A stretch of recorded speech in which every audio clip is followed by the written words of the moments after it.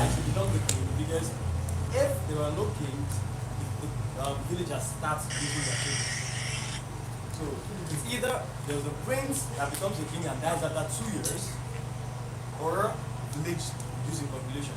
So the villagers always force the hands of the princes. Now that's my father's part of the story ended. And this is where my continue. And then it went on for a long while. People kept dying 2 years after coronation. But the funny thing here is, within these 2 years, there's always an heir. Now, when there's an heir, the sibling from the other one continues with him. 2 years later, he's there. The next one online, they keep dying that way till any of their child is old enough to continue. The child goes on, and it's been that circle all along. And after a long period of time, a strange man came to the village one sunny afternoon. The moment he got into the village, the sunny afternoon became a dark night. He was not seen or heard. The clouds were dark. He was just walking, neither seen or heard. And then he arrived at the palace and called for the council. And then mentioned to the council that the great ancestors, the great grandfathers, actually plotted against the rightful prince at the time and banished the family from the kingdom. And then the queen at the time, before leaving the village, laid a curse and gave her life on that curse. That as far as her family's lineage is still alive, and until they inherit their rightful position, nobody will live more than 2 years in that. That's the way. And so this man came and told the bread, as at this time they were planning the new coronation of the younger prince. He told the council that until they go into the far east, he's not going to give them a location, they have to go look for someone from the lineage of the ancestors.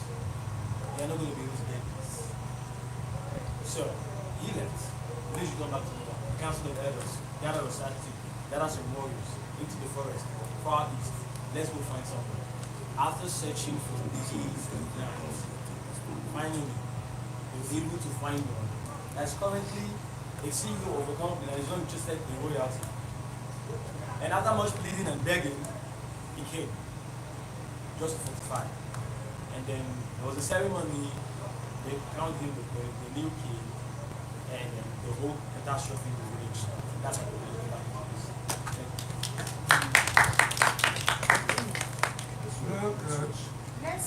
I need to talk to you.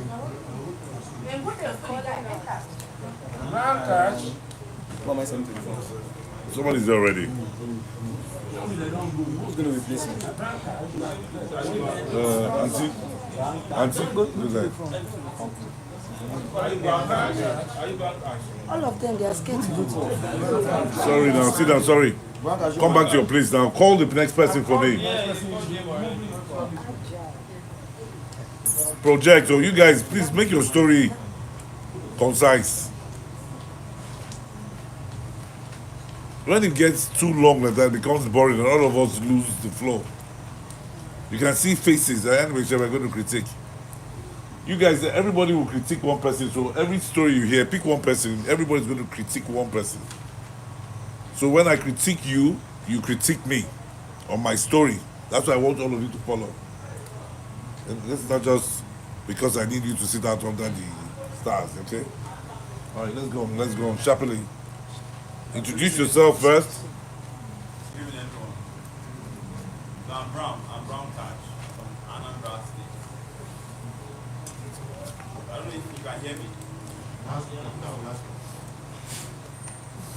Yeah, I'm Brown from Anambra State. Okay, so my story is about a boy with public stories, to find face, to hide it. $1 billion dream, but empty pockets. So he's someone who is consistent, someone who doesn't know how to give up, at least the odd times. So one fateful afternoon, he's outside, he hears his mom shouting. So at that tender age, he was like, he rushed to the house, just from outside. He saw his mom kind of paralyzed. She couldn't move her legs, her hands. All came like a shock, a surprise. Before he knew it, his dad rushed in. The younger ones, everybody, neighbors. So it came to be that the mom just got partial stroke. She was immediately rushed to the hospital. So that night, he was alone with his younger siblings. He had to take care of them.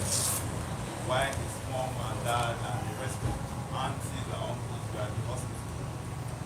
So after 2 days, mom was back to the house on a wheelchair. So she couldn't actually do anything for herself, just like she normally does, a normal responsibility. So it was now like a switch of responsibility. It was just to take care of the mom while she was actually bedridden. Pack her physics. Sometimes she does it on her body. Sometimes while she's outside trying to walk around the compound, she does it in front of the neighbors, the shame, the side talks, and all of that. So they endured that for a while they were still in the neighborhood. Finally, they packed out. So, with all this trauma and everything going on, he had to step out for PR jobs, security jobs, observing jobs, just to survive, just to make sure that things support the dad, because the mom couldn't do anything. She lost her market, her job, and everything. So the load was just on the dad. He had to provide. He had to make sure that the family still feels the effect of the mom. He tried to make sure it was not like a one-sided thing. So he tried all he could. Finally, he got a call from a friend. He said, "Come over. I've been hearing your stuff, your stories and everything. I think I have a way out for you." Finally, help came from somewhere. So he got to the house, and finally was a friend trying to take advantage of his problem, giving him an offer that he couldn't take. He only asked him, he said, "If you are willing to be my tour, I will give you anything." A blank check, mention it. He said he didn't understand. He said, in simple terms, "I want you to be my guy friend, more like gay and all of that." He said, "If for the time I keep a single," he said, "I couldn't do this." He said, "Look at you, you're suffering. You're way behind, your mates are in front of you, and you're saying you can't. Look at you, you're not serious. Look my side," that kind of thing. So he went back home, disheartened, heartbroken, but still had the courage to move on, continue his day job, going to work and all of that. So normally, you always want to give a second trial to life and all of that.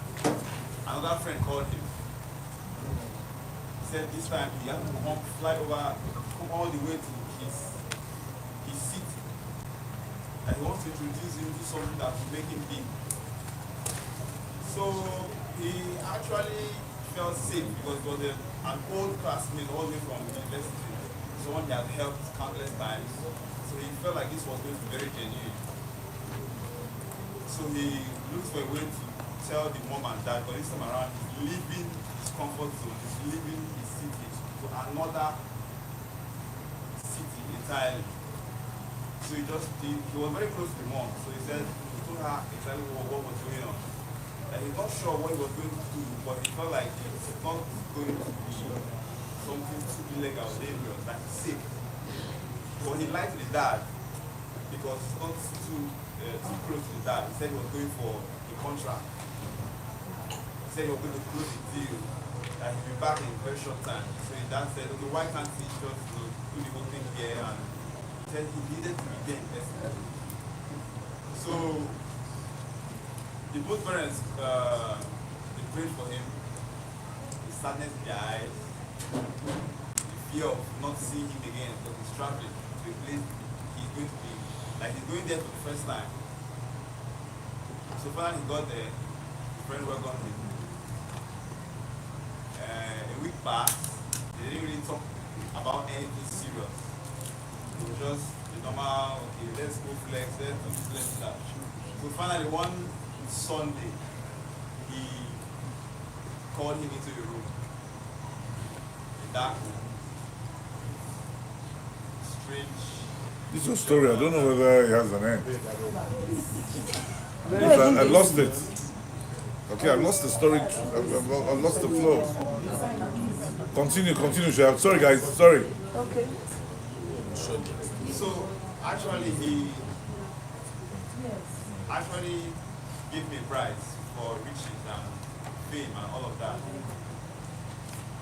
So that he could go back to his parents and make things better. And it was still him going to sacrifice the same persons he left all the way to work for, his mom, his dad and all of that. So he declined, picked his bag the next day and he had to leave. On his way going back home, he got an accident. Is that the story? Have you finished? Yeah. Kudos. Next. Kudos. Replace this person. Replace that person.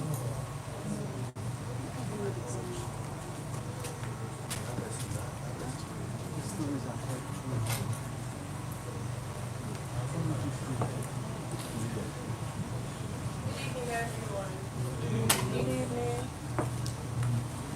My name is Kudus, and this is the journey to salvation.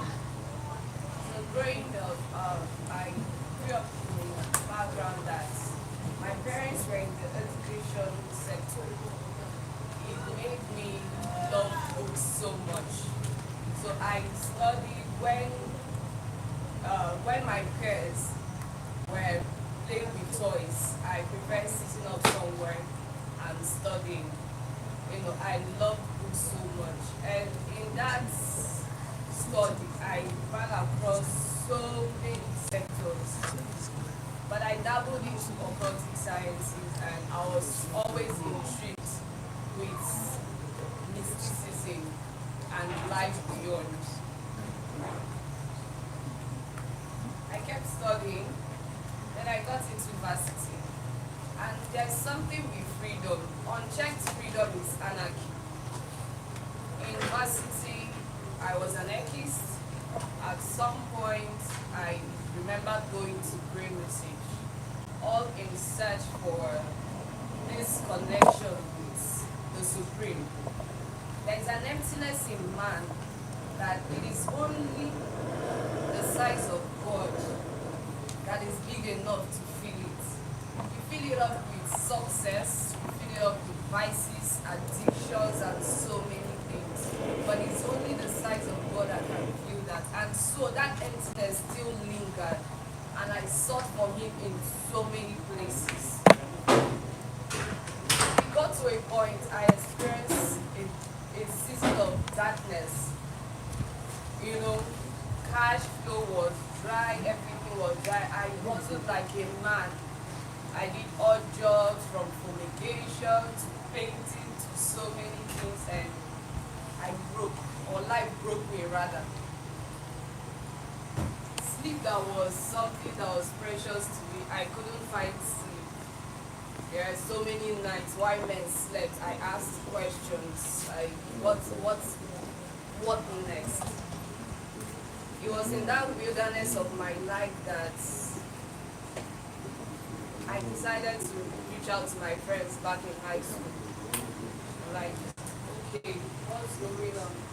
They were in varsity in GH. I said, fine, come to GH, there is opportunity there.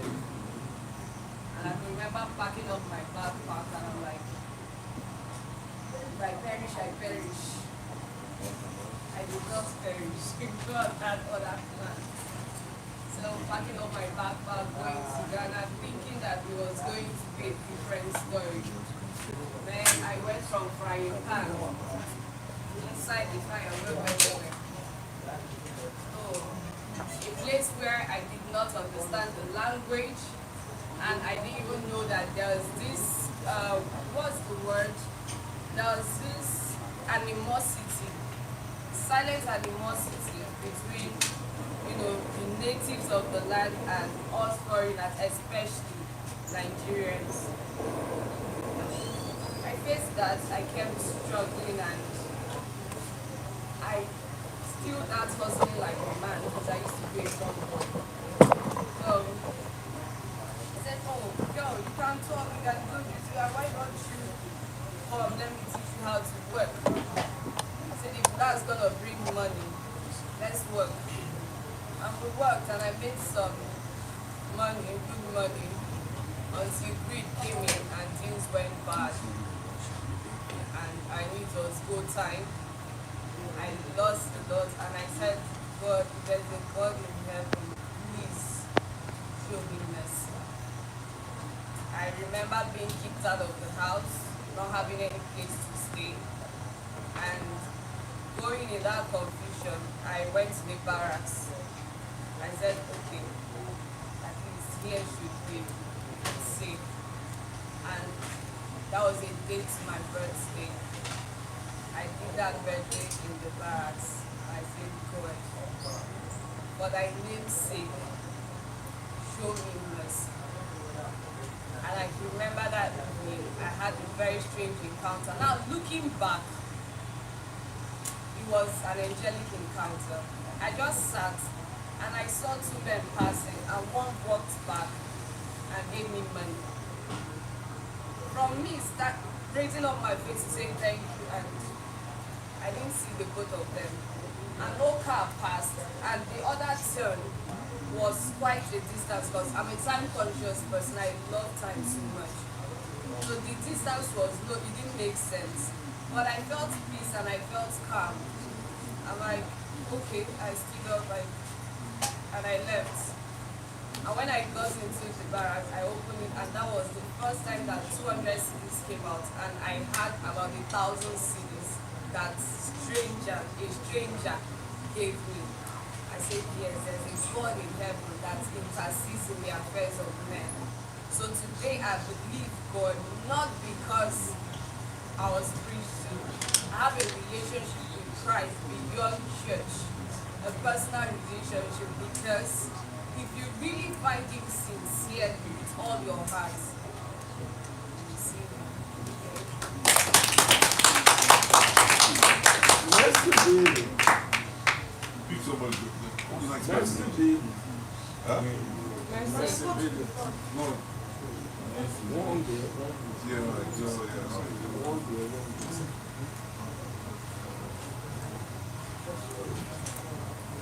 man, that story touched me the most. The two stories that have gotten to me, only two. Good evening, housemates.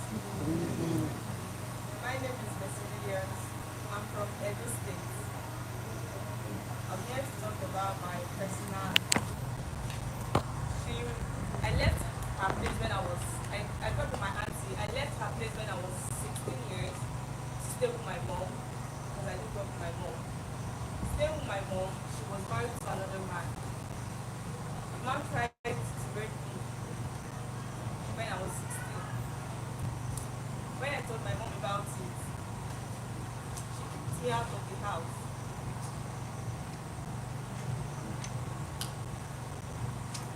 I begged her, she accepted back. That stuff kept going on. Then I reported to my friend. She said I should tell my auntie about it. I told another person, which was my auntie.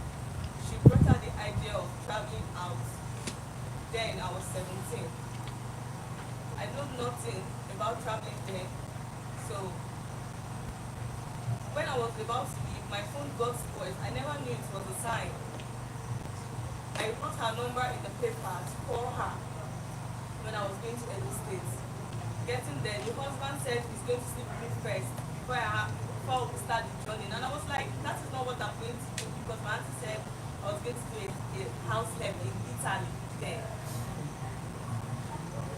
I asked my auntie, she said that's what I'm going to do, that I should not answer the husband. I was like, okay, fine, no problem. They brought extra 4 girls along. When we wanted to go, she bought us Gary, milk. I think that's what she gave me 2,000 naira to buy ice cream on my way. When we were going, when we got to Kanu, they said, Spiritual. Right, leave her. Let me. Let her be. they said, man, God, Alaji, once you get there, you are not going back. I called, because I was in furniture, and I called some of my engineers that gave me job. They sent me to 100K to go back, come back to Lagos here. There was no way. They said once I'm there, it's either I die or I continue the journey. We spent 1 month on our way going to that place. People died on the road. We passed Agadez, we passed Desert, just because we were going to Libya. I got there in a ghetto. People that have stayed there for like 3 years, they have not talked to their family. My auntie sold me out for 500K. So a person, I have to pay 3 million naira to prostitution. When I got to the house, then I know nothing about man that much. I got to the house and I saw a lot of girls in the house, and I was not asking them what is going on here. They said that I trained them that they are into prostitution. They have to stay in the house. Men have to come into the house to sleep with them to pay that money. And I was like, okay. And then I wasn't talking to my mom because of what was going on. The first I got into the house, they flogged me 50 stroke of kids because I didn't allow a mom to touch me. They sold me to another person to pay that 3 million naira. When I was to pay that 3 million naira. When I got to the second house, the boss were 89 in the house. They said they have to sleep. The boss have to sleep with me first before I start the boss. I started doing video for 3 months. 3 months, I got one old man that is into trafficking suits. He likes me, but he was very old. He rented a house for me. He was sending money to my mom. I just want to cut it short. The wife found that the wife of the man found out that the husband paid the 3 million naira from because he's into trafficking. His connection has got people the connection has. He's not far from our own connection has. He has about 100 and something girls in his own place. Then he paid my money. The wife came to our connection house to shout at me, at my boss. When the driver she brought to the house was a soldier, and she did not know. That was how he knew that there's something happening in this place. And they brought soldiers to the next morning, because I was supposed to leave the house in the morning to the place the man rented for me. But unfortunately, the soldiers came as early as 6 to bust all the connection house, pack everybody, even if you are not from that, like not Nigeria in particularly, like different countries. Once you are black, they will pack you and put it in a hillock. They wanted to escape me, like I should not come back to my country, but I could not speak their language because I didn't go out for a year, so I was looking like them.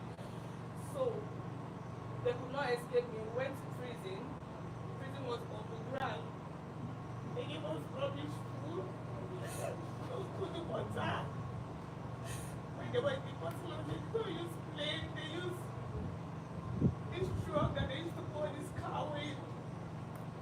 The photos, but it was not. Just like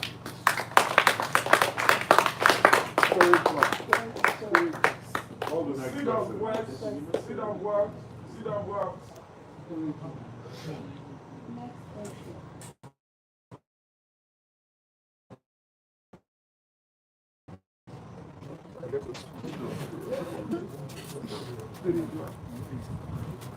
Good evening, housemates.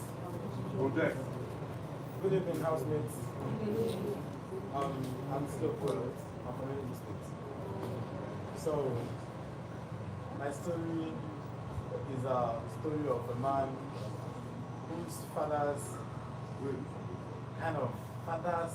silly behavior has affected his own life, or is still affecting his own life. So, and the story goes, this particular man, I am Emenike. So, So you can make a story shorter. Yeah? so, Don't need less than 20, don't less than 15. so Emenike happens to be a man who is in need of children. So because he's married but couldn't have a child, so the more he tried, he got 2 children, twins, a boy and a girl. So after 2 weeks, he lost the boy and the baby girl remained alive. So it was a sad but happy moment, though at least there was a child there. The family continued, I'm trying to make it short, not for too long, when Emenike still lost the baby girl. So it happened for like 4 years. Emenike lost many children because they kept trying.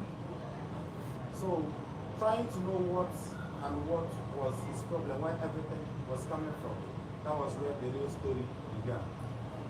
So he found out that his father was not just the cause of his problem, but his father had this silly behavior that he did during his own time. His father had this habit of raping his own cousins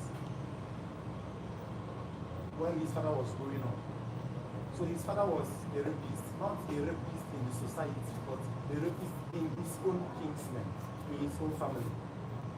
So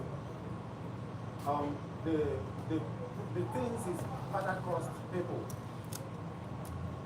most persons, especially Emenike's immediate cousin, that's his first cousin, committed suicide because his uncle raped, because her uncle raped her. So when she committed this, when she was complaining, actually nobody believed her. So Emenike's father, who actually knows what she was talking about, and knew that if he couldn't stop this girl on time, the girl would fall, because the girl wasn't afraid of him, and the girl happens to be the only one who wasn't afraid of him all this while. So he kept working on the girl, doing things to scare her away, until the girl had to commit suicide, since nobody wanted to hear from her. So it continued till the regime of this Emenike, who couldn't have a child because the father was not just a rapist, but ended lives and ended families just because of his own silly desire, want. He doesn't find attraction in the sight of other women. He finds attraction, sexual attraction, in the sight of women. Family members. Yeah, family members. So he found attraction in the sight of family members. If you are not family, you are not attracted to him. So the story goes on like that. So till today, just like I said in the beginning, Emenike is still fighting the cause. And God knows when he's going to be gone. Because till now, he doesn't have the family of his own. So, before we go to the next person, I I know we've been sitting too long. Can we stand for a while? Kick out and then.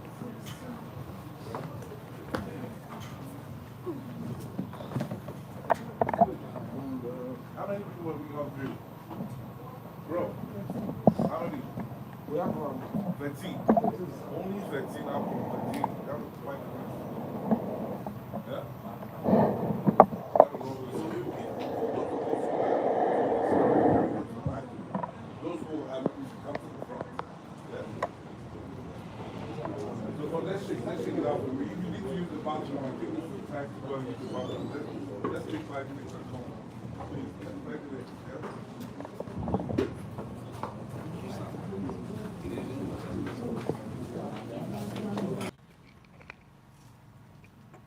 Some people always give that man the information anytime the man came in from that. Your wife is doing so. But as a police officer, the man wants to catch his wife red-handed. This particular week, that man told his wife that he's going back to Abuja with his work. But the man did not stay around lodge in one big club. That particular Friday, those people that always give the man info just message the man that that thing has happened again, that is coming. The man did not call anybody, the man just came into the house, opened the room, and saw his wife with another man on his matrimonial bed. He was walking shocked, embarrassing. But the man now did something that, to me, I think what he did is good. But at later on, I now know that no, it's not good in some places. Let me continue my story. When the man entered the room, saw both of them on his bed, he allowed the man to leave the house, sent the man out, and this particular police officer just took out his gun and gunned his wife down straight. And later on, the wife's family took the case up to the court.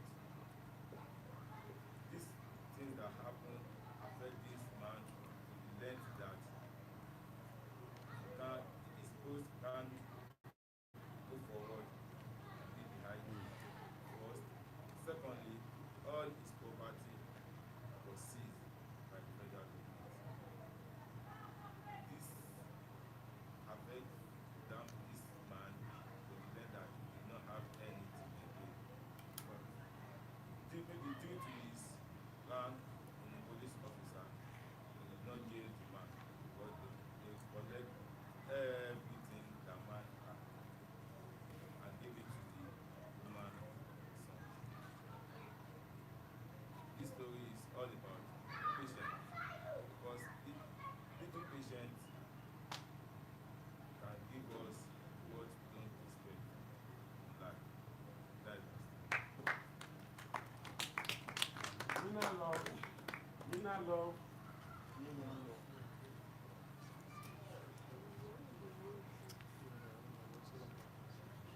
Good evening, housemates. My name is Amina Shehu, and I'm from Zamfara State.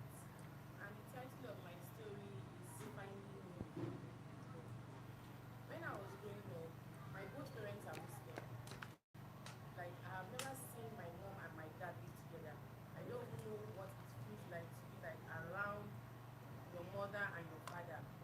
So, my mom brought me and my brother from my grandma while she was in Lagos here working. But when I was growing up, I had this mentality of, I was ashamed of I was ashamed of being called an Hausa girl, because I'm in the midst of Christian people, like in the midst, like I didn't go to church. So sometimes they call me that, why is your name Amina? Sometimes when I was small, like I'll have to like of a name. I was ashamed of who I am. Like I always feel embarrassed. So sometimes, so what I normally do, since my mom is from Delta State, Urobo, so I fit in the Urobo side. I was now telling people that I am from Delta State. Meanwhile, I am not from Delta State. I am from Zamfara State. But because I was ashamed of who I am, and like when I was growing up in a relationship, like most people like broke up with me based on my dad is a Muslim.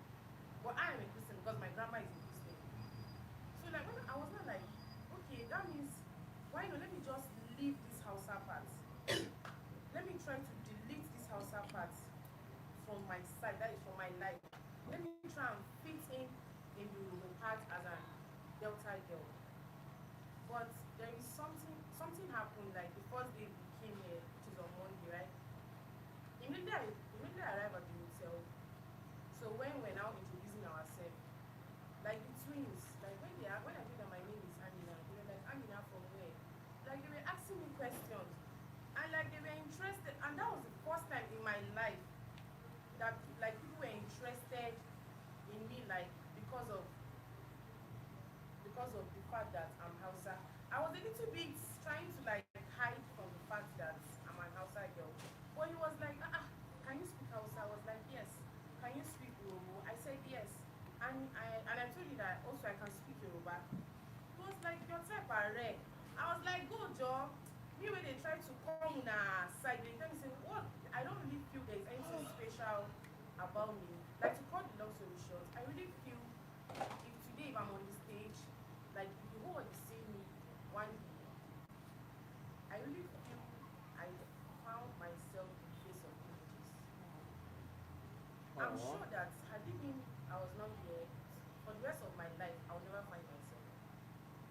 This journey, like, is a great journey for me. Like, even if I leave maybe on Sunday, this thing that just happened to me, like most of you might see as if it's normal, but it's not normal to me for like 25 years of my life, not knowing who I am, like trying to fit in another space. Like, it's a great journey for me. And I'm no more scared of like trying to like tell people who I am. And something really happened when I went for Big Brother Nigeria audition. I think I was disqualified because I was trying to be like that kind of girl. I was like trying to form data. I really feel maybe had it been I came here before, like I've had this experience now. Maybe like I could have like more embraced the fact that I'm from the north. And I'm really grateful because like everybody accepted me, like I'm happy.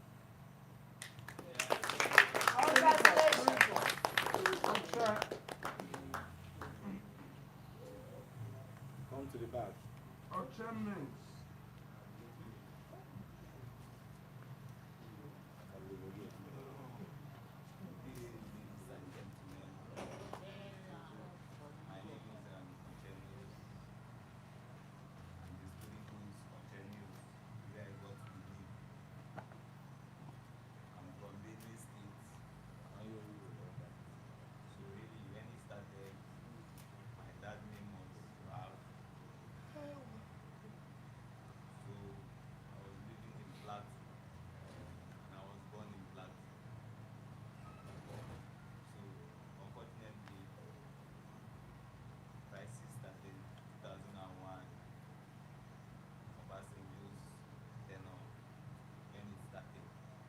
What started in crisis?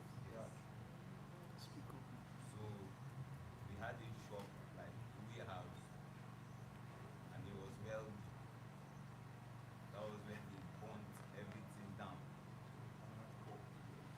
Yeah, it was in Bukuru, not really terminus. It was in Bukuru.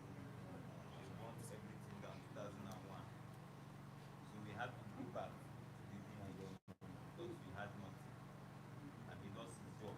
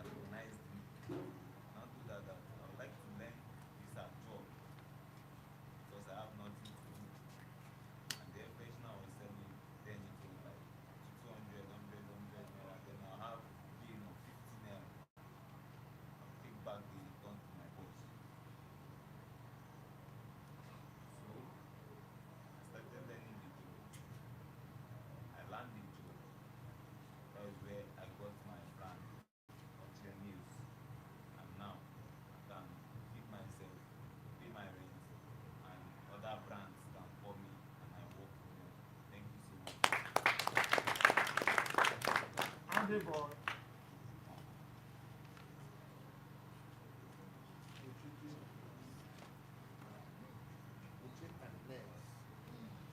Hello, house please. My name is Adesina Okoklaiwo Akindele. I'm an actor and also a writer. I can't hear you.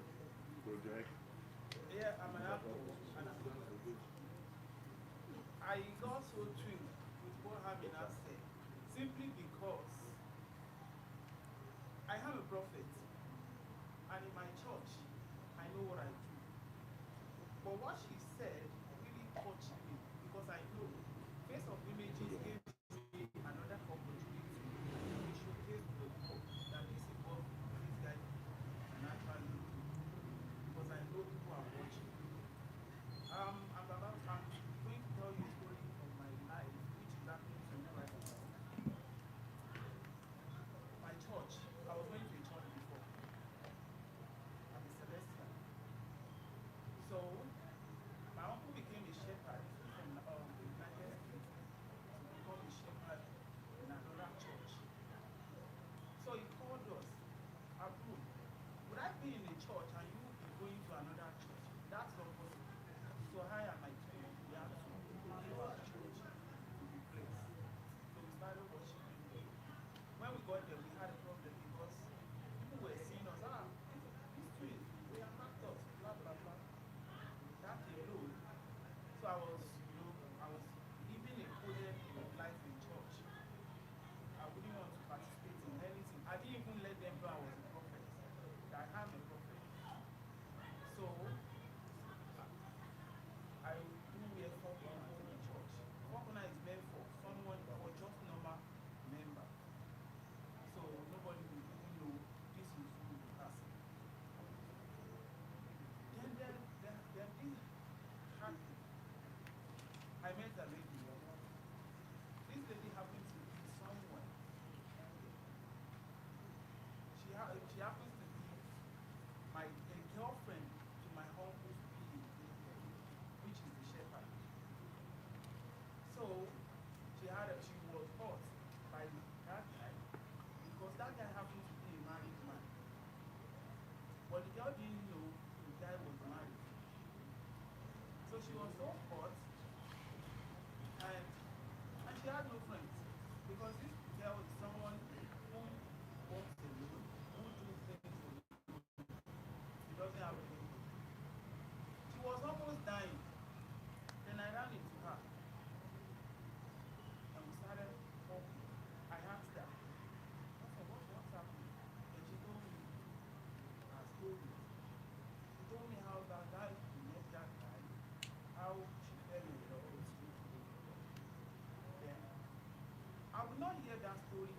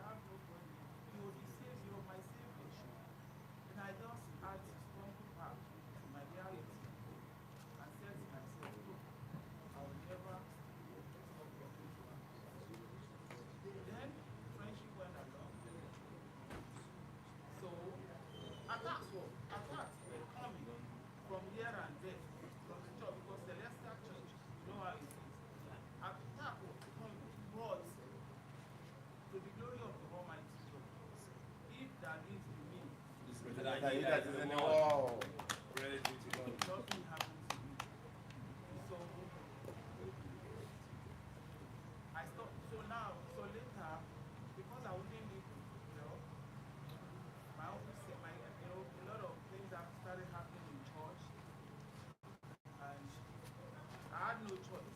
I just said to myself, it's better for me to leave this church instead of leaving that job. Then, at the long run, I'm sorry to say this, at the long run, I fell in love. Because how the heart comes from love can never control it. I don't have no control of my heart. So I fell in love with her. And I confessed to this in her. You are my spiritual father. It's almost supposed to enforce me.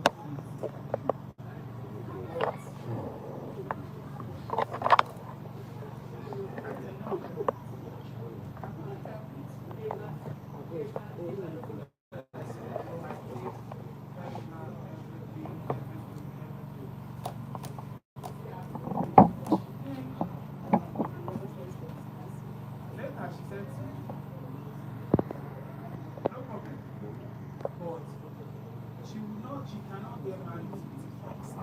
When she said that word, I started shaking because I said to myself, even if we get married today, why would I get married to someone and I will still be watching my back? What if the attacks they were throwing? What if I later got it?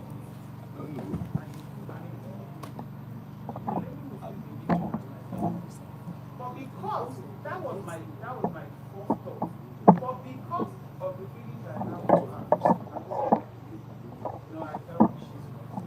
But later when she told me you cannot get married, I had to just keep it to myself. Then I stayed on that friendship. Until today, we are best of friends. Oh. Before she does anything, she told me. Even if she wants to eat anything, even if she wants to eat anything, I'll be the one she will call.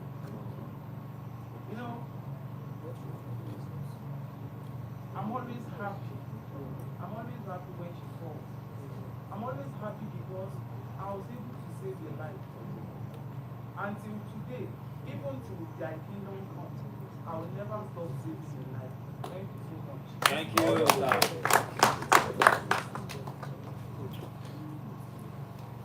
Easy. Easy, boy.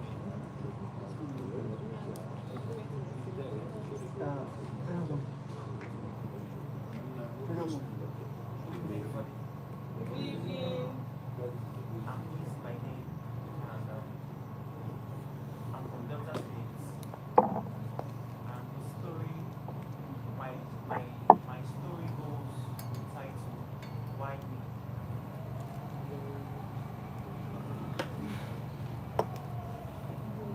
Choma is a lady. Choma is a lady of 38 years. She got married. Sorry, she's a lady of 38 years. A native from the East Nigeria. So she got married to Mr. Emeka, who was 40 years old, blessed with 4 kids. Choma happens to found herself in the banking sector. The nature of her job was more demanding, more of her job and less of her family. So because of that, she didn't have that. She wasn't able to cater for her family the way she would have wanted it to be based on the nature of her job. So because of that, she demanded for the service of a lady by name Purity. Along the line, things begin to go upward in the home because this Purity, because as at then, Purity was 50 years old. Purity began having, she was not having an affair with Emeka, which happened to Choma. So along the line, Choma found out about what was actually happening. So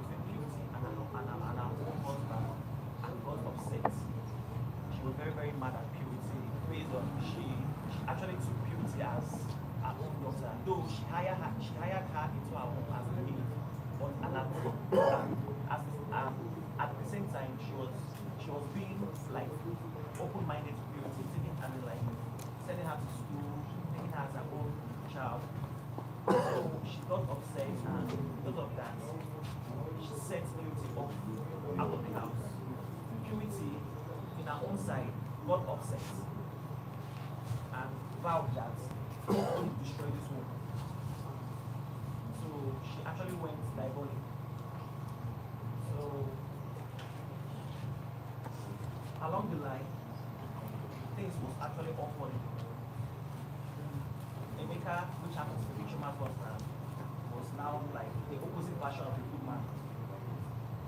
In terms of like, he started maltreating Choma, beating her up at her kids, stopped giving them food, and the worst of all was that this Choma herself, No, they talk for that side, fired. Abi. She was fired from her job. So she was like totally handicapped. So along the line, as God would come in the case, a friend of hers, like, approached her and sent her an invite for fellowship, the house fellowship. So during the process of the fellowship, God manifested his own power, and there was a vision that was like, okay, this is what is happening to you. Pray about this, pray about this. It's due time, God is going to manifest his power in you. So, and in the other aspects, Emeka happens to be the opposite version of a man that is deep rooted into the word of God, like someone who is he don't know anything about God. He's just this kind of nonchalant man living the life the way it is, which was actually risky, and that was what actually affected him with the forces of darkness.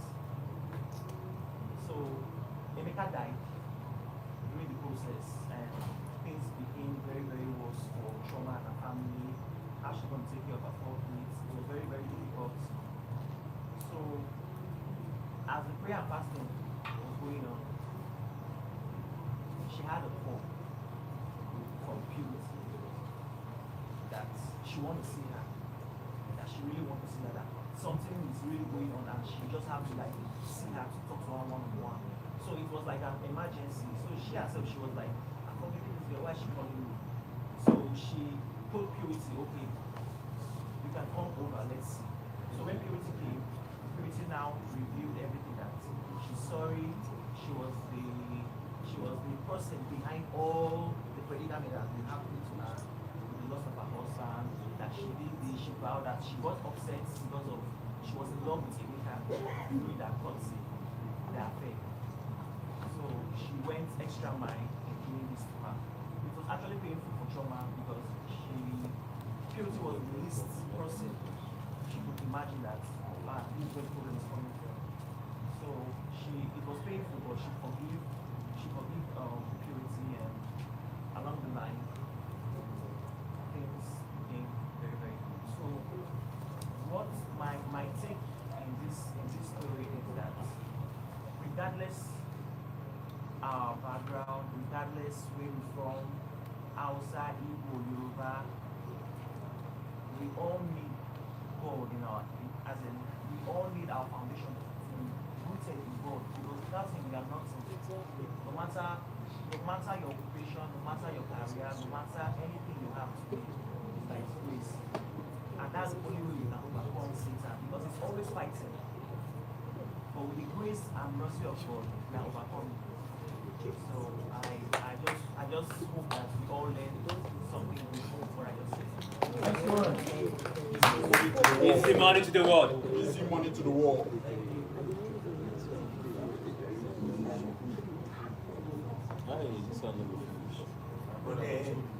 Oh my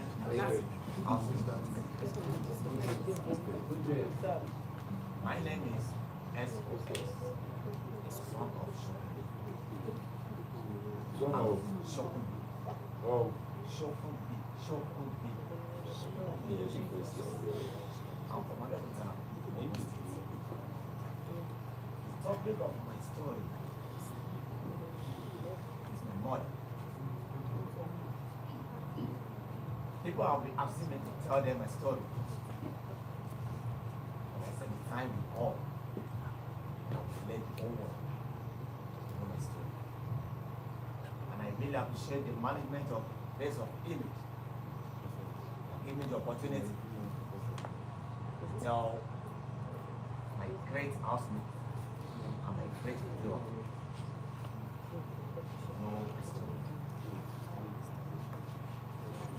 In 2012, when I finished my MD in Linguistic Polytechnic at Delta, I was into instrumentalist. I'm instrumentalist.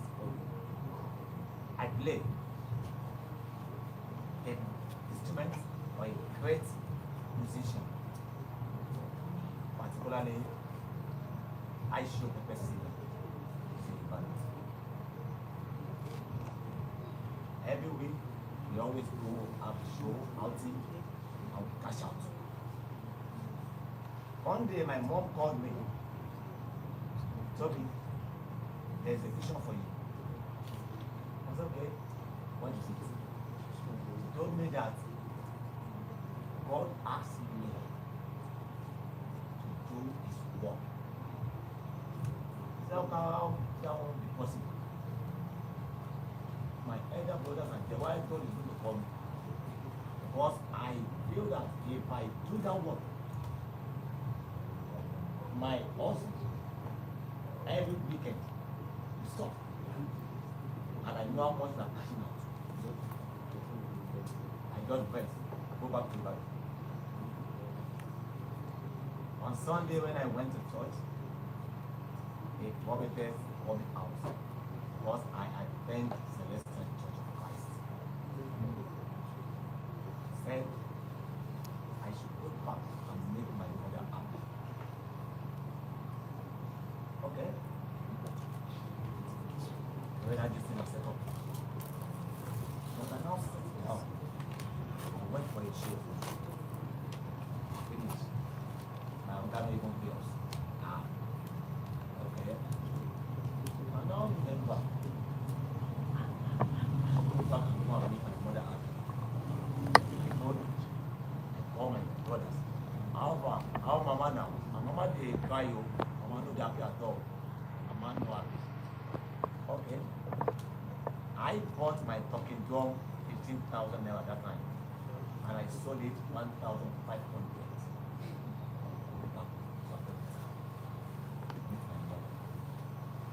When I got there, I went straight to church because she built a big church.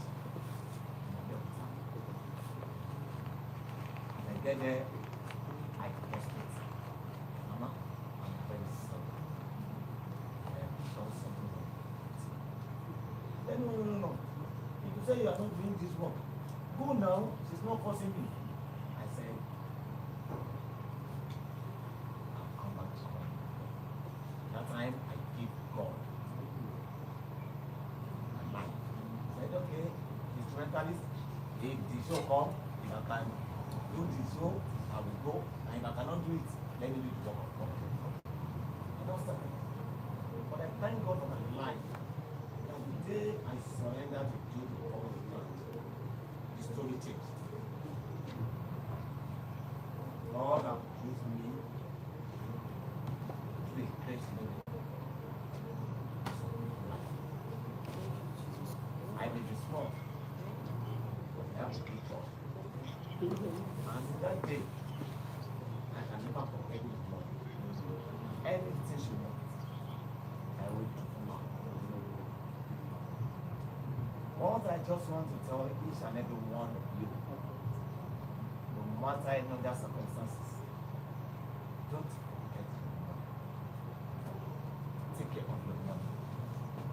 Obey your mother and anything she does. After God of Celestial is my mother. And so why I want each and every one, my great housemate. I have a son that I want to see for my mother, and I just want, I believe that she's going to watch us now. Just let me see that. Sweet mother, I no go forget you. For the sufferness you suffer for me. Sweet mother, oh, sweet mother. Oh. Thank you so much.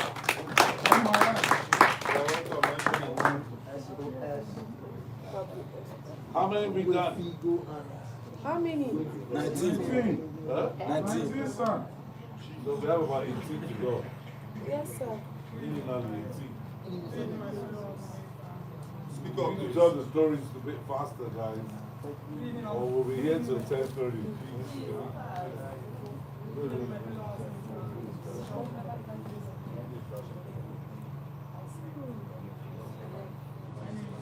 I can't hear you.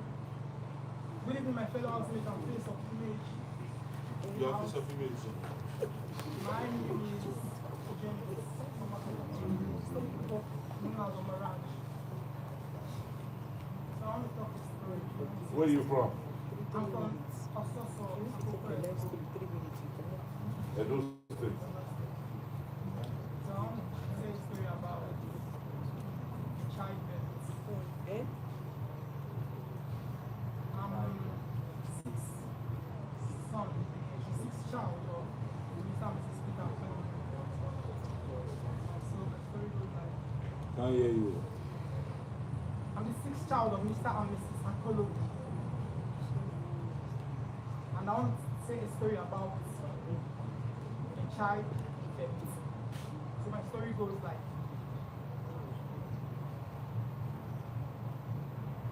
my parents were looking for a son. That's after their fourth daughter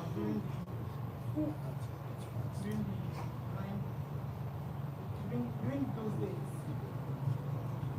And you know how hard it be, especially when you're coming from a royalty, cheap fancy family, that if you don't have a son, neglected people, misused, misjudged, accused of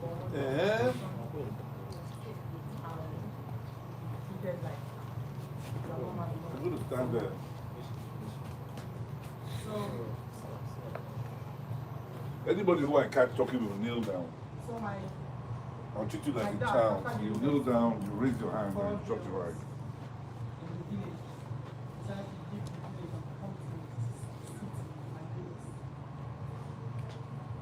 Then he gave birth to his son. Then he was driving, he was living, the enjoyment. Then he gave birth to his daughter. And then my dad was working for a manager or a general. I don't want to tell you, but he was working for a general as a driver based on his educational standard. So getting those jobs then was really hard. So the man was like having that sympathy, just getting this man. But he was still observing. So before you know, my dad gave birth to his son in Lagos. Then later, he gave birth to another daughter. So the man was like, this man, I used to give him birth. I see they give birth to children. Let me use that.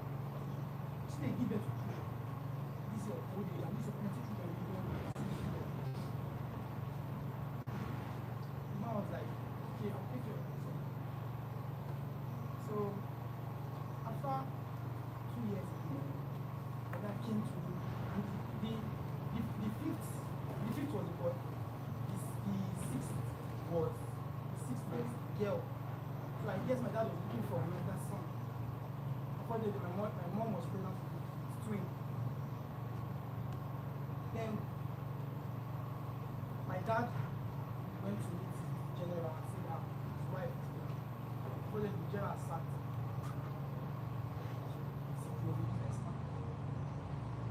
My dad left the village why because number one, he couldn't get a male son weak and he doesn't want to be that. His mind is going, his passion is going without capacity. So my dad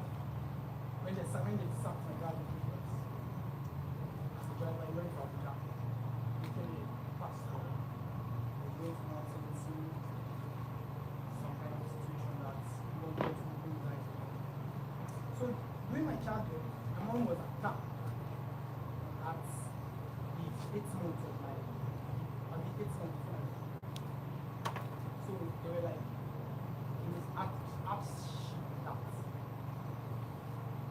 they had to I told me it was bigger than out so they had to the doctor found out that the child there was dead.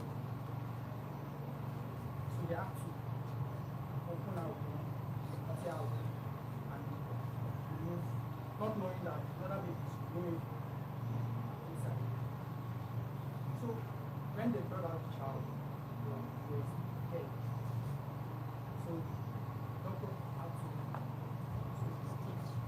After a couple of weeks, my mom was like, she's still feeling that stomach. She's not feeling.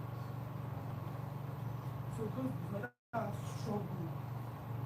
Before they went back to each other, like said because my dad added another application to his work, which is the immigration. Trying to advance it and actually came out to go that way. So when my mom went back to the hospital, tried to figure out they have to tear the stomach again. And according to my mom, she said the doctor removed me and her sister was like, what's in this pizza? Like I was so tiny. Like they were like, let's throw this one. Throw this one, nothing good can come out of this one. My mom cried and said, my mom got a child. According to she tell me till now that my mom got a child. Me, I was still feeling like myself. Till now, but unfortunately, by the grace of God, look at me now and space of me transfers. The what? Unfortunately, look at me now. Fortunately. Fortunately, look at me now and space of me transfers. Thank you very much.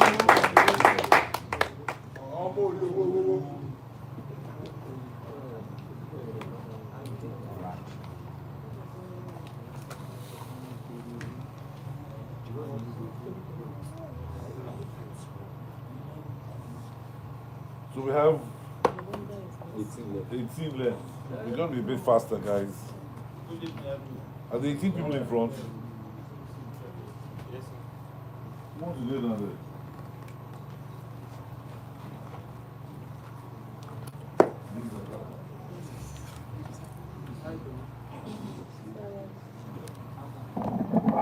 Good evening, everyone.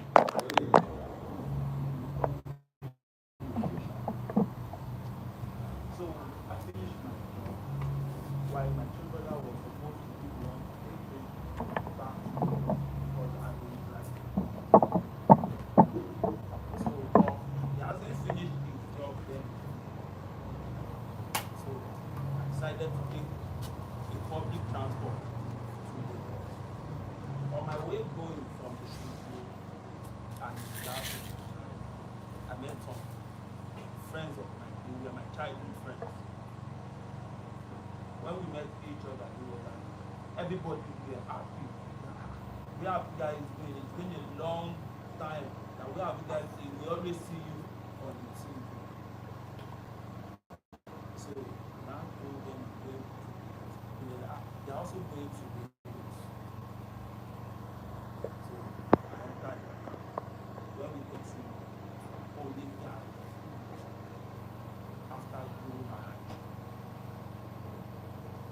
the car broke down.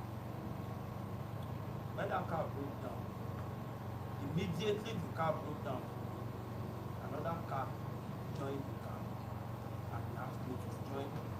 I told them I can't leave them. I'd rather stay for them to finish this car. So we were dragging it. When we were dragging it, that was the last thing I knew after 3 months. After 3 months, I woke up at Moweibafo, a Kerubu church at Moweibafo.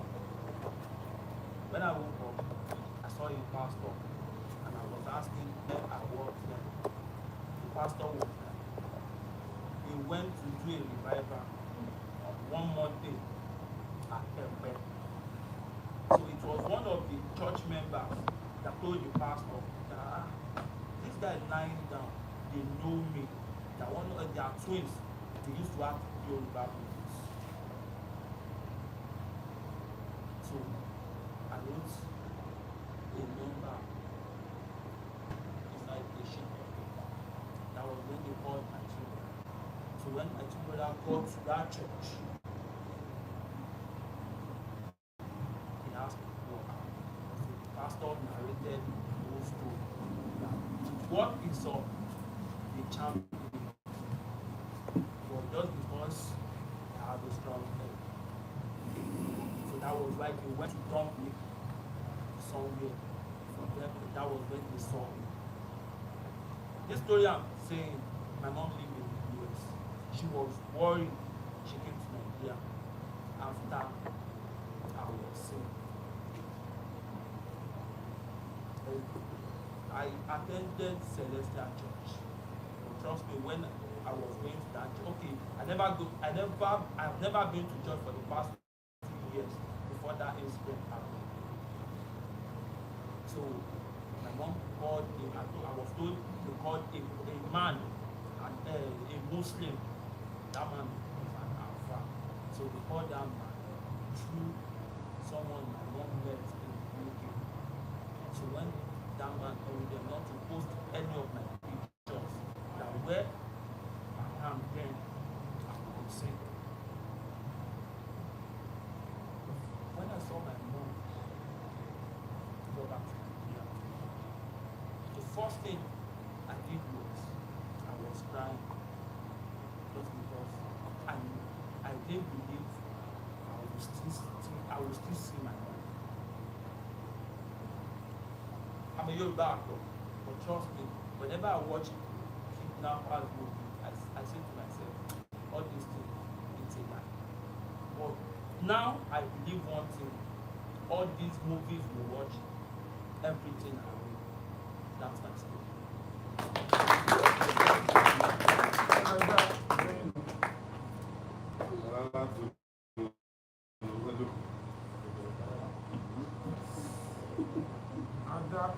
Next. Not too long ago, don't take us to Jerusalem or back.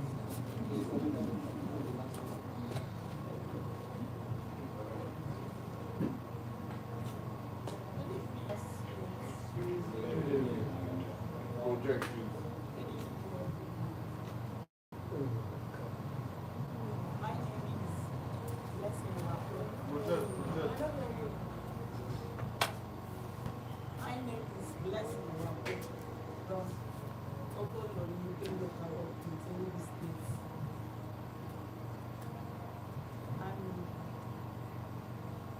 I'm here to tell my story.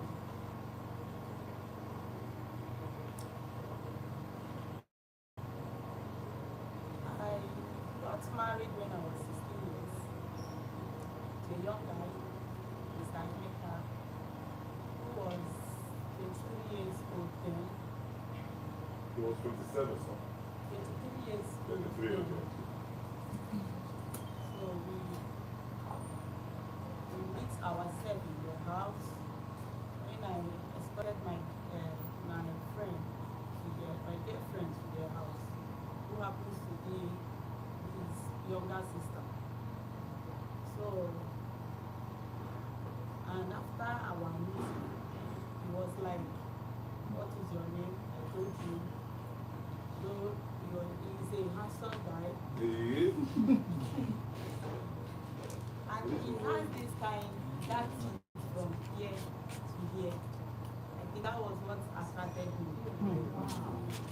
So at that point, I don't know what love is all about. That was my first love. I don't know what love is all about.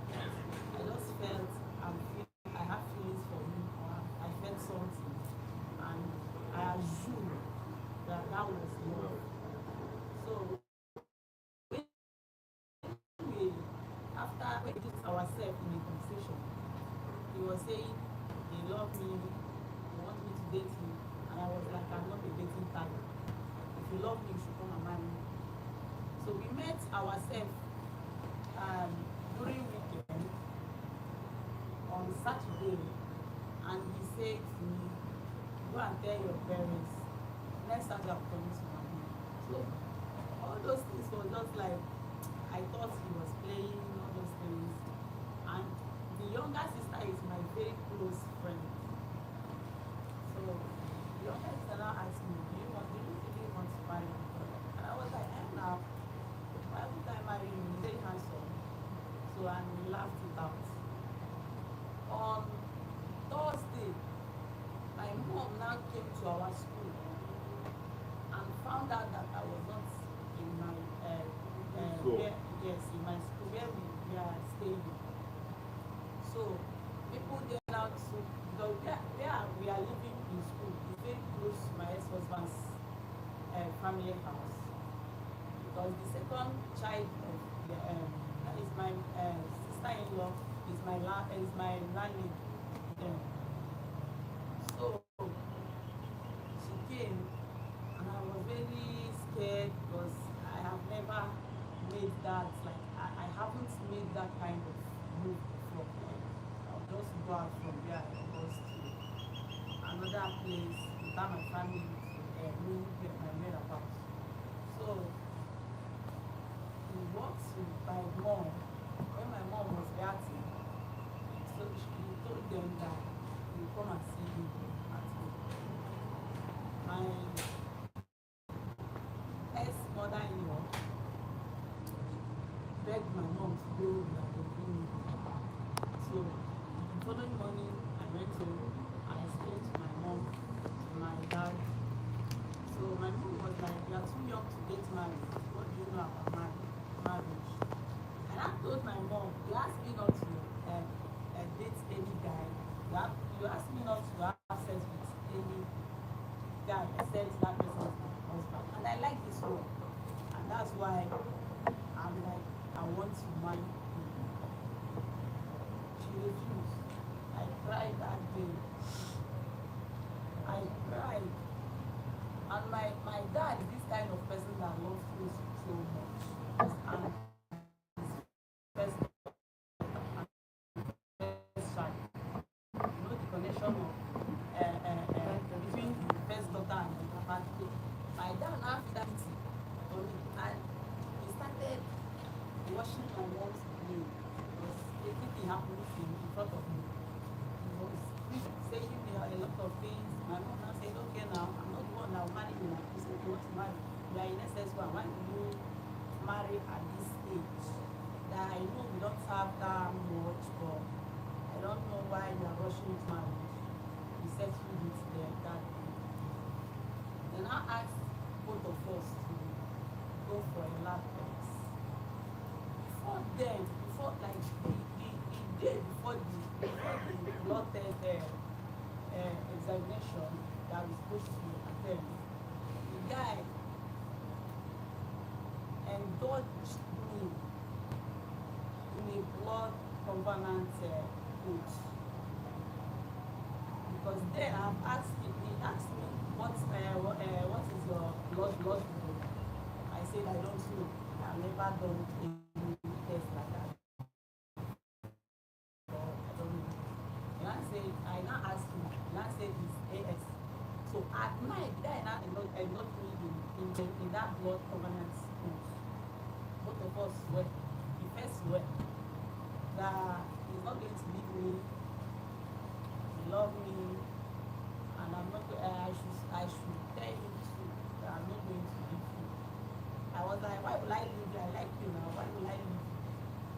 And I said, you have brought that to me into the Lord. The following day, we went to one particular laboratory clinic in my area at Obolo there, where they gave us the result, which I don't know the content of that result. The man now asked me, let's go to another clinic, which is a hospital. The first one was a laboratory clinic, but that particular second one that we went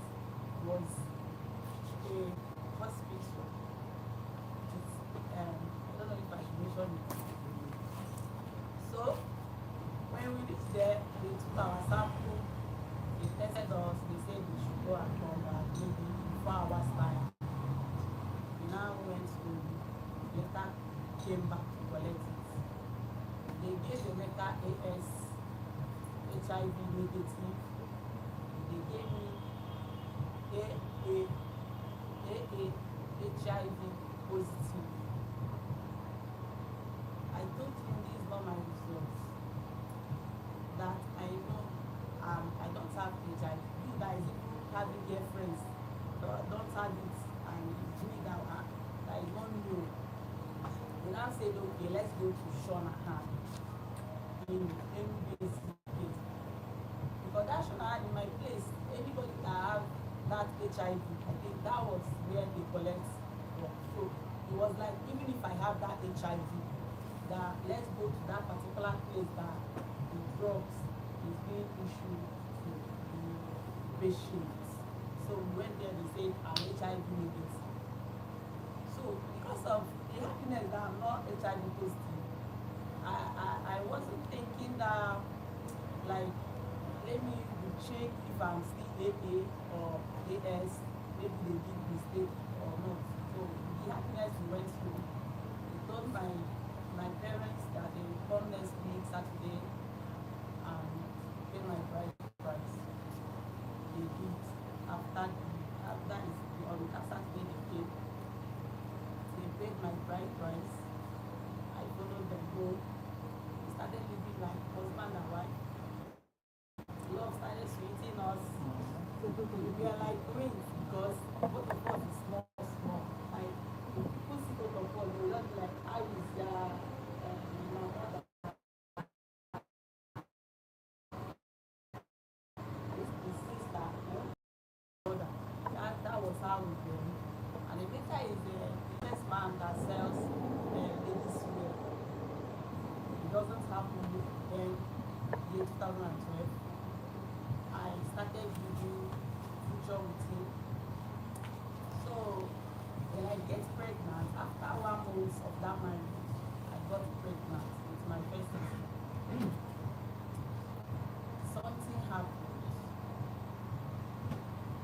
And that thing that happened is that I started having this kind of imagination, like, I don't know what I'll call it, but sometimes my mood will switch to like,